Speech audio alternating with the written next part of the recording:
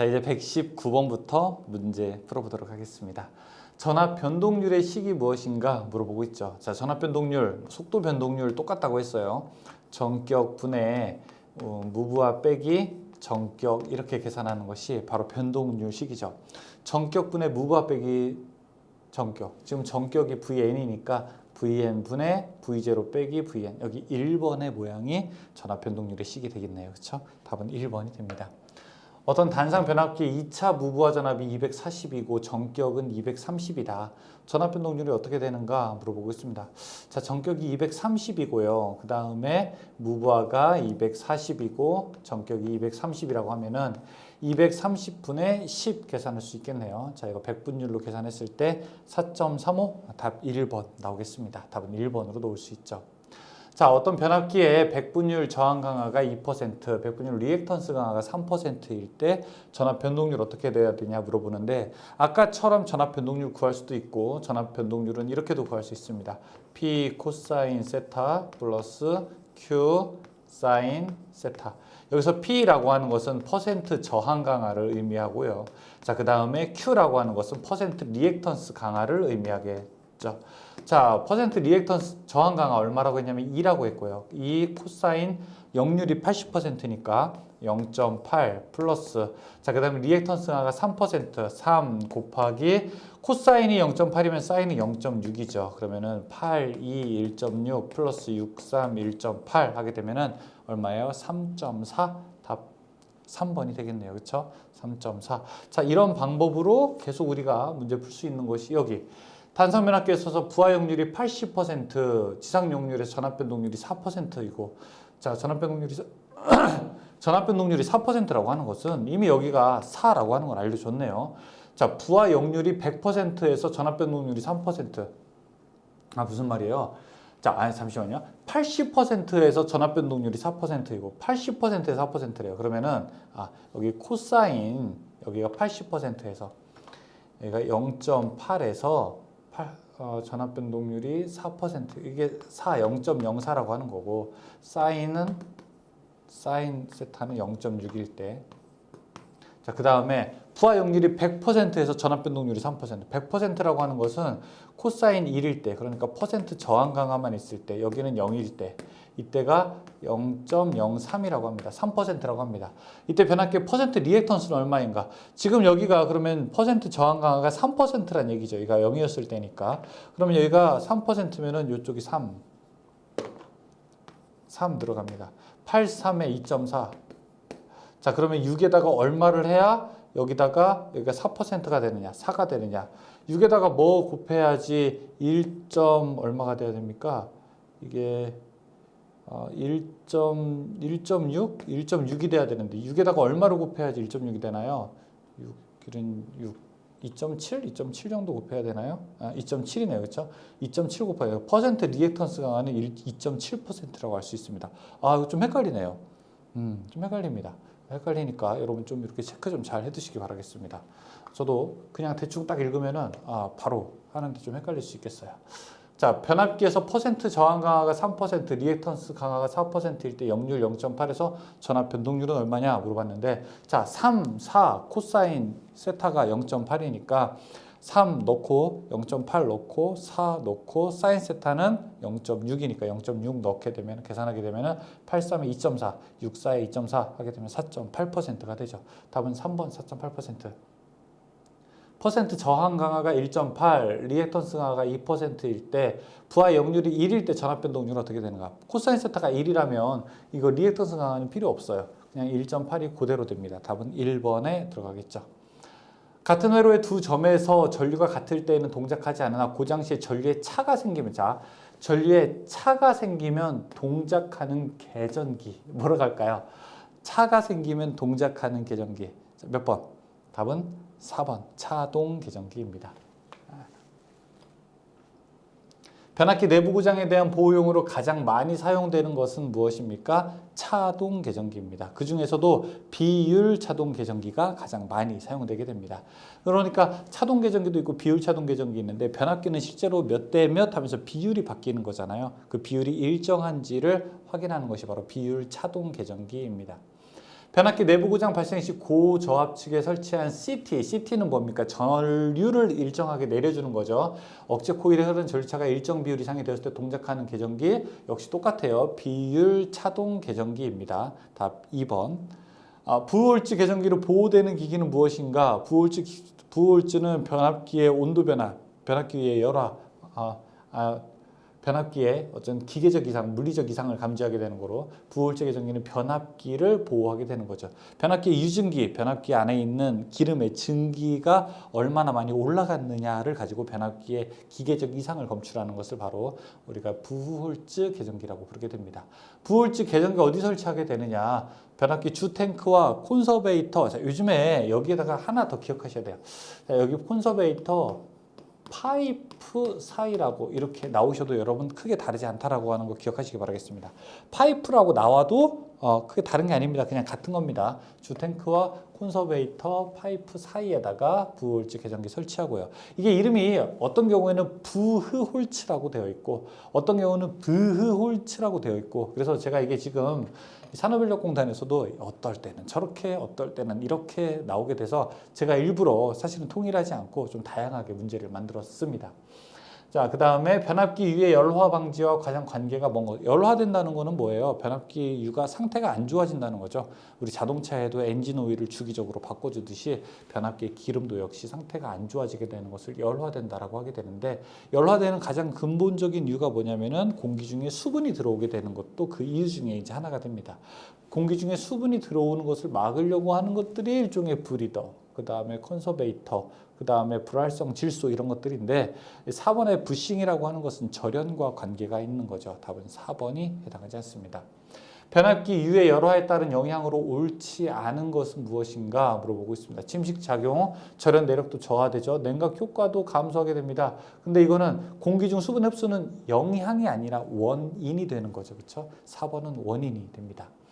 유입 변압기에 기름을 사용하는 목적이 아닌 것은 무엇인가? 열 방산 좋게 하려고 해요. 냉각 좋게 하려고 해요. 그러나 효율을 좋게 하는 것과는 관계가 없습니다. 이거 한다고 해서 효율이 더 좋아지지는 않습니다. 전기적 효율은 우리가 히스테리시스손, 와류손처럼 고정손이나 아니면 동손을 줄이려고 하는 노력에서 우리가 얻을 수 있게 되는 결과물이죠. 133번 변압기의 콘서베이터의 사용 목적은 무엇인가? 변압기 기름의 열화를 방지하게 된다. 4번으로 놓을 수 있죠. 변압기유로 쓰이는 절연유에 요구되는 성질이 아닌 것은 변압기 안에 들어있는 기름은 무엇을 가지고 있어야 합니까? 어떤 능력을 가지고 있어야 됩니까? 절연 내력이라고 하는 것은 커야 되겠죠. 정기적으로 도전이 되면 안 되겠죠. 절연 내력은 커야 되고 그 다음에 점착성, 점도는 끈적이는 정도인데 끈적이는 정도는 낮아야 됩니다. 인화점, 불이 붙는 온도는 높아서 웬만하면 불이 붙지 않아야 되고 응고점은 역시 낮아야 됩니다. 그래서 웬만해서는 굳지 않아야 되는 것이죠. 그 다음에 화학적 변화가 일어나지 않아야 되고 비열도 커야 되고요. 그래야지 냉각 효과가 크니까요. 점도가 클 것, 이게 처음부터 잘못됐네요. 그렇죠? 점도 끈적이는 거는 더 낮아야 되겠죠. 그렇죠? 여러분 이 변압기유가 물처럼 끈적임이 없어야지 막 그 물엿같이 끈적끈적하게 되면은 그러면 다 망가지겠죠. 1번이 잘못된 얘기입니다. 변압기유가 구비해야 할 조건은 무엇인가? 절연 내력 커야 되죠. 인화점 높아야 됩니다. 인화점이 예를 들어 40도라고 한번 해보세요. 그러면은 웬만하게 여름에 뜨거울 때 불 붙을 거 아니에요. 근데 인화점이 만약에 100도라고 한번 해보세요. 그럼 웬만해서는 불이 붙지 않을 거 아닙니까? 그렇죠? 그러니까 인화점은 낮아야지 좋은 겁니다. 인화점은 높아야지 좋은 겁니다. 그리고 응고점이라고 하는 거 이거 낮아야지 좋은 거고요. 비열은 커야 되는 겁니다. 그러니까 1번 절연 내력이 클 것 이것만 맞게 되네요. 답은 1번에 해당합니다. 변압기에 사용하는 절연유의 성질이 아닌 것은 무엇이냐? 절연 내력 커야 돼요. 인화점 높아야 돼요. 점도가 클 것 잘못됐죠. 그렇죠? 점도는 낮아야 됩니다. 끈적이는 정도는. 답은 3번이 잘못된 설명입니다. 변압기유로 쓰이는 절연유 요구되는 성질이 아닌 것은 1번 점도가 클 것 뭐예요? 잘못됐죠. 그렇죠? 점도는 작아야 된다고 했어요. 계속 변압기유에 요구되는 성질들 최근에 역시 자주 출제되는 문제인데 문제가 조금씩 다르게 나온다고 해서 여러분들 또 헷갈리지 마시고 아셨죠? 지금 푸시는 것처럼 잘 해낼 수 있습니다. 1번이 잘못된 얘기입니다. 절연율을 충만시킨 외합 내의 변압기를 수용하고 오일의 대류작용에 의해서 철심 및 권선에 발생한 열을 외함에 전달하며 외함은 방산이나 대류에 의하여 열을 대기로 방산시키는 변압기의 냉각 방식은 보통 이제 우리가 변압기를 냉각시키는 게 여러 가지가 있는데 그냥 변압기 안에다가 기름 넣은 다음에 그냥 네가 알아서 그냥 냉각해라고 하는 거예요. 밖에다가 뭐 팬을 달아주는 것도 아니고 뭐 특별하게 이렇게 하는 게 아니라 그냥 오일의 대류로 인해서 그러면은 유입 일단 기름을 넣기 때문에 이름은 유입이 들어가는데 스스로 냉각되기 때문에 잔행식이 되는 거죠. 여러분 예를 들어 집에서 뜨거운 물을 막 커피포트에 끓였습니다. 커피포트에다가 그러니까 주전자에다 있다고 했죠. 주전자에다가 막 뜨거운 물 끓인 다음에 이거 좀 식혀야 돼요. 그러면 어떻게 식힙니까? 강제로 냉각시키는 방법들도 있죠. 뭐 얼음물 같은 데다가 이렇게 넣을 수도 있고 큰 바가지에다 물을 담아서 하지만 그냥 가만히 내비두면 어떻습니까? 내비두면 또 지가 알아서 천천히 온도가 낮죠. 그것을 자냉식이라고 합니다. 스스로 자자 써서 스스로 냉각시키는 거죠. 유입 자냉식. 기름을 넣었는데 스스로 냉각시킨다고 자냉식. 근데 밖에서 막 선풍기 같은 거 막 불어줘요. 막 그러면 더 쉽게 냉각이 되겠죠. 그런 걸 우리가 풍냉, 바람으로 냉각시킨다 해서 풍냉이라고 듭니다. 그 다음에 순냉, 송유식 이런 것들도 종류가 있습니다. 답은 지금은 4번에 해당합니다. 일반적으로 사용하는 주상변압기는 어떻게 돼요? 그냥 기름 넣은 다음에 그냥 내비둡니다. 유입 잔행식에 해당합니다. 답은 4번이죠. 단상 변압기의 병렬 운전 조건에 필요하지 않은 것은 무엇인가? 자, 이렇게 변압기가 트랜스포머가 하나 있고 역시 이렇게 또 트랜스포머가 하나 있는데 두 개가 병렬 운전한다고 합니다. 이 병렬 운전 조건에 필요하지 않은 것은 무엇이냐? 병렬 운전하려면은 변압기가 뭐가 같아야 될까요? 극성 같아야 되겠죠. 권수비, 전압비가 같아야 되겠죠. 그 다음에 여기 보면은 극성, 권수비, 그 다음에 백분율 임피던스라고 해가지고 백분율 임피던스 그 다음에 리액턴스가 용량에 반비례할 것 뭐 이런 거 여러 가지 조건들이 있습니다. 근데 이번에 출력이 반드시 같을 필요 없습니다. 즉 출력, 전류 이게 반드시 같을 필요는 없습니다. 답은 2번이라고 할 수가 있습니다. 삼상 변압기 병렬운전 시 병렬운전이 불가능한 거. 자 이거 그냥 우리가 여기 델타 혹은 Y의 개수만 세면 된다고 했어요. 델타 2개, Y 2개 그러니까 짝수. 여기 델타 3개, Y 하나 홀수잖아요. 그렇죠? 델타 홀수잖아요. 여기는 델타 2개, 짝수 Y 2개니까 짝수. 여기는 짝수. 홀수에 해당되는 것이 위상차 때문에 병렬운전할 수 없습니다. 답은 2번에 해당합니다. 변압기의 결선 방식에 대한 설명으로 틀린 것은 무엇인가? 자, 1번에 델타 결선에서 한 상문도 고장이 나면 나머지 두 대로서 V 결선 운전이 가능하다 맞고요. 2번에 YY 결선에서 1차, 2차 중성점을 접지할 수 있고 고압의 경우 이상전압을 감소시키다 맞고요. Y 결선에서 중성점을 접지하면 오고조파의 전류가 흘러 통신선의 유도장애 오고조파가 아니라 YY 결선에서 중성점을 접지하면 3고조파를 제거할 수 있습니다. 답은 3번이 잘못됐네요. 그렇죠? 3번. 변압기의 델타 Y 결선한 경우에 대한 설명이다. 옳지 않은 것은 무엇이 되는가? 1번에 1차 성간전압 및 2차 성간전압의 위상차는 60도다 이렇게 얘기하고 있죠. 근데 델타 Y는 위상차가 60도가 아니라 30도 차이가 나게 됩니다. 그래서 30도 답은 1번이 잘못됐다고 할 수 있습니다. 변압기를 델타 Y로 연결할 때 위상차는 아까 몇 도라고 했어요? 30도 위상차가 난다고 했었죠. 30도. 변압기의 결선 방식에서 낮은 전압을 높은 전압으로 올릴 때 사용하는 결선 방식은 우리가 델타 Y 방식을 사용하게 됩니다. 델타 Y로 하게 되면은 전압이 더 올라가는 방식으로 일반적으로 사용하는 결선 방법입니다. 다음 중 1차 발전소의 승합용으로 주로 사용하는 거. 승합용 아까 뭐라고 했어요? 델타에서 뭘로 갈 때? Y로 갈 때 전압이 올라간다고 했었죠. 그래서 3번으로 우리가 대답을 할 수가 있습니다. 수전단 발전소용 변압기 결선에 주로 사용하고 있으며 한쪽은 중성점을 접지할 수 있고 다른 한쪽은 3고조파에 의한 영향을 없애주는 장점을 가지고 있는 거. 자, 한쪽은 중성점을 접지할 수 있고라고 했어요. 접지할 수 있는 건 무슨 결선이에요? Y 결선이죠. 다른 한쪽은 3고조파에 의한 영향을 없앨 수 있대요. 이거 무슨 결선이야? 델타 결선이죠. 그러니까 Y랑 델타 두 개가 다 혼합되어 있는 것이 바로 이 결선법이라고 할 수 있어요. 삼상 결선법입니다. 지금 여기서 Y 델타 섞여 있는 거 3번밖에 있죠. 3번이 Y도 있고 델타도 있게 됩니다. 변압기의 Y 결선 시 N선의 호칭은 무엇이라고 하게 되는가? Y 결선 이렇게 하게 됐을 때 이 가운데 선에 있는 거 이거 우리가 이거를 중성선이라고 부르게 되죠. 뉴트럴 중성선이라고 부르게 됩니다. 3번. 어떤 분들이 이제 현장에서 N상 이렇게 하게 되는데 N상은 사실은 옳은 표현은 아닙니다. N상은 아니라 N은 그냥 선이라고 이제 부르는 것이 맞습니다. 한 대의 출력이 100kVA인 단상 변압기 두 대로 V결선했을 때 공급할 수 있는 전력은 최대 몇 %가 되는가? 자, 우리가 V결선 한번 이론 짚고 넘어가죠. 제가 그냥 말로 하겠습니다. V결선에서 이용률은 변압기 한 대 이용률의 0.866, 즉 86.6%이고 출력비는 델타 결선했을 때보다 두 대로 출력하기 때문에 조금 줄어드는데 꽤 많이 줄어들어서 57.7%, 즉 0.577이 되고요. 이 삼상 델타 결선에서 한 대 변압기 용량의 루트 3배가 V결선했을 때의 전체 출력이 되죠. 지금 100이라고 했으니까 100 곱하기 얼마? 루트 3배가 V결선했을 때 출력이 됐는데 루트 3배가 1.73이니까 173.2 정도가 되겠네요. 100 곱하기 루트 3 하게 되면 173. 그러니까 답은 3번이 맞겠네요. 자, 한 대 출력에서 200인데 그 다음 변압기 두 대로 V결선했을 때 출력할 수 있는 건 얼마가 되는가? 원래 한 대 출력이 200이라고 하게 되면은 이제 200 곱하기 루트 3 하면 되겠네요. 그렇죠? 그러면 얼마? 한 346? 346 되나요? 그렇죠? 1번처럼 계산하게 되면은 346 나오게 될 겁니다. 답은 1번으로 볼 수 있죠. 변압기 V결선의 특징으로 틀린 것은 무엇인가? 고장 시 응급처치 방법으로 쓰인다? 원래 델타인데 한 대 고장 났을 때 맞아요.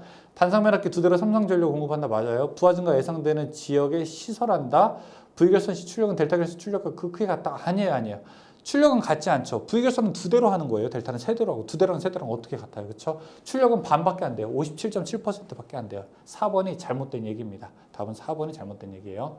한 대의 출력이 100kVA인 단상 변압기 두 대로 V결선하에 삼성전력을 공급할 수 있는 최대 전력은 얼마인가? 100에다가 자 곱하기 루트 3 하게 되면은 100 아까 173 나왔잖아요. 이렇게도 답을 물어볼 수 있고 그 다음에 그냥 100 루트 3 이렇게도 답을 물어볼 수 있습니다. 답은 지금 문제는 여기 후자에 해당되는 거죠. 답은 3번과 같이 대답할 수가 있습니다. V결선을 이용한 변압기의 결선은 델타 결선 한 대에 비해서 어떻게 되는가? 이용률, 변압기 한 대에 몇 %까지 이용할 수 있느냐? 0.866, 즉 86.6%까지 이용할 수 있습니다. 답은 2번이 해당하게 됩니다. 출력이군요. 이용률이 아니라 출력비네요. 그렇죠? 출력비는 57.7%. 저는 이용률로 봤네. 이용률은 86.6%. 두 대의 변압기로 V결선하여 삼상 변압하는 경우 변압기 이용률은 여기 이용률 나오네요. 86.6%. 답 3번이라고 할 수 있죠. 다음 용량 PkVA인 동일 전격의 단상 변압기 4대로 낼 수 있는 삼상 최대 출력 용량은 얼마가 되는가 물어보고 있습니다. 지금 변압기 4대로 낼 수 있다고 하죠. 4대로 낼 수 있는 것은 어떻게 됩니까? 한 대의 용량이 PkV인데 이것을 두 대로 하게 되면은 루트 3만큼 이제 변압기 두 대로 이용해서 출력을 할 수 있습니다. 근데 네 대로 하게 되면 여기가 앞에 이제 2가 또 들어가게 되는 거죠. 그래서 2 루트 3p 이 값 계산하게 되면 2 루트 3p만큼 우리가 출력을 낼 수 있죠. 루트 3p가 두 세트 있는 거니까 2 루트 3p가 되겠네요. 답은 4번에 해당합니다. 단상 변압기 두 대를 사용하여 삼상 전원에서 이상 전압을 얻고자 할 때 가장 적합한 건 삼상에서 이상을 얻는 방법, 스코트 결선 혹은 T 결선 이렇게 대답을 할 수 있죠. 답은 1번. 삼상 전원을 이용하여 이상 전압을 얻고자 할 때 사용하는 결선 방법은 T 결선 혹은 스코트 결선에 해당되죠. 자, 여기까지 해서 우리가 문제 다 풀어봤습니다. 많이 어렵진 않죠, 그렇죠? 기기는 이론에 비하면 훨씬 더 쉽다고 할 수 있습니다. 잠깐 쉬었다가 158번부터 이어지는 문제 시작하겠습니다. 수고하셨습니다.